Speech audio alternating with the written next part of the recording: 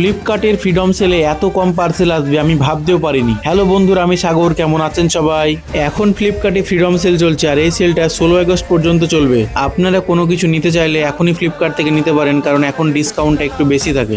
আমি অফিস পৌঁছে দেখলাম আজকে পার্সেল বেশি আসেনি, কিন্তু বড় পার্সেল আবার কয়েকটা এসছে।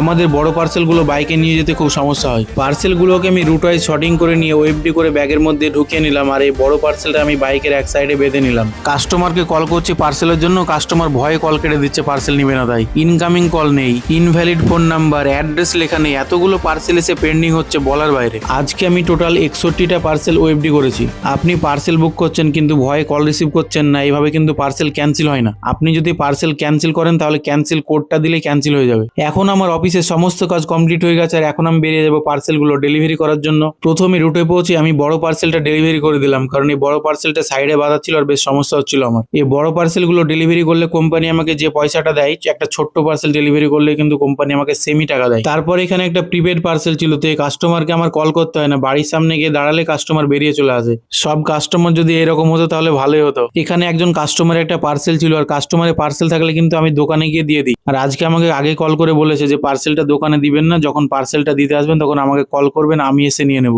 কাস্টমার পোট্রনিক্স এর অফিসিয়াল ওয়েবসাইট থেকে একটা মাউস অর্ডার করেছিল, তো কাস্টমার আমার সামনে ওপেন করে দেখলো, দেখে বললো মাউসের কোয়ালিটিটা খুব ভালো এসেছে।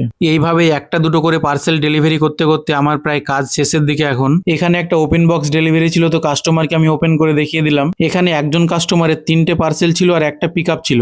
এখানে একটা সমস্যা হচ্ছে, ফ্লিপকার্ট থেকে যদি আপনি কোনো পার্সেল বুক করেন আর সেটা যদি ক্যাশ অন ডেলিভারি বুক করেন, আর আপনি যদি ভাবেন যে পরে আমি কিউআর কোডে পে করব, আপনার যদি 3টে পার্সেল থাকে তাহলে আপনাকে 3বার অনলাইনে পে করতে হবে। কোম্পানির এটা উচিত একটা কিউআর কোডে নেওয়া, কারণ অনেক কাস্টমার আছে যারা এতগুলো পেমেন্ট করতে চায় না। এখানে একজন কাস্টমার একটা মোবাইলের ব্যাক কভার রিটার্ন করেছিল, আর সেটা আমি পিক আপ করতে গিয়েছিলাম।